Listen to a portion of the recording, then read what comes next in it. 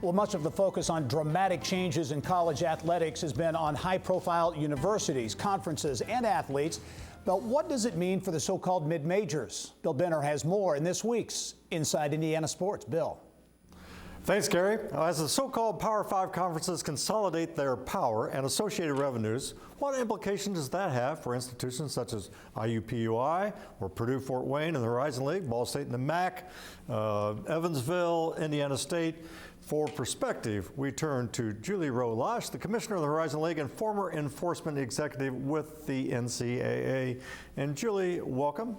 Thank you for being on the show. Bill, thank you. Good to be with you. Yeah, and you bring a really interesting perspective, your past duties with the NCAA in enforcement, as we're going to be enforcing an entirely different set of rules, who knows, but also with the so-called mid-majors, of which the Horizon League is a collection of, non-football playing, most of them. As this all shakes out and the NCAA looks to a constitutional convention overhaul in November, what do you think some of the implications are for your league and like schools?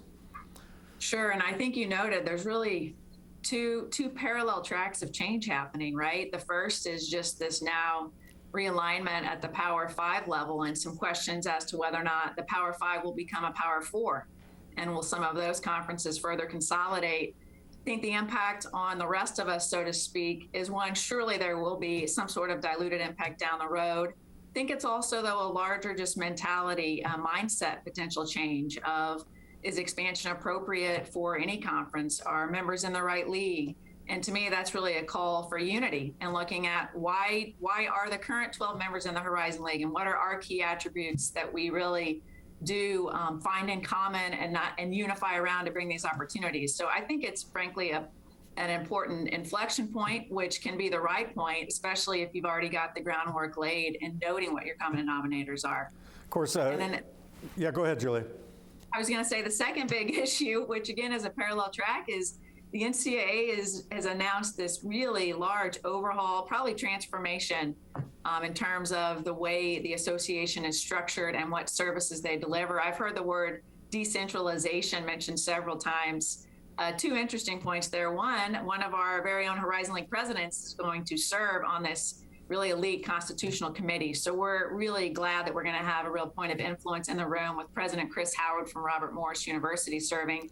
And then two, I think decentralization means more opportunity for conferences to lead. If the national office is doing less, that means conferences need to do more. So I welcome this opportunity. Of course, Division I is such a large tent with so many varied institutions of all size and scope and mission.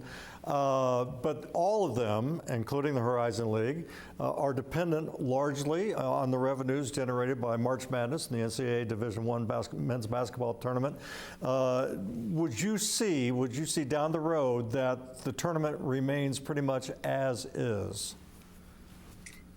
I don't know that my crystal ball is very clear these days, Bill. It's a little foggy, but I do think fundamentally the NCAA really needs to do two things really well, right? Provide incredible championships, of which they provide 90. Many people forget that, but 90, two of which on the men's women's basketball side, we have become the hallmark.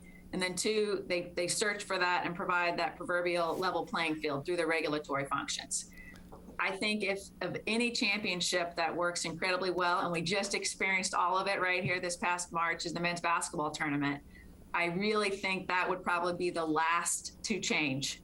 And the reason why is because we do see the Cinderella stories still happening on an annual basis, and that's what generates the national and even international interest. So I think if there's any championship that is perhaps more insulated than others from potential change, it's that one.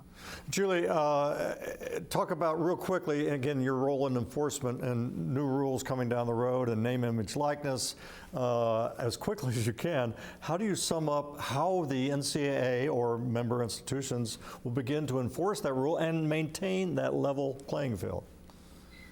Well, I think the real wild card here has been this Supreme Court decision with Alston, which really has challenged the NCAA to say, hey, anytime you're going to have a national rule that restricts any sort of activity like name, image, likeness, you need to have a pretty good darn reason for it.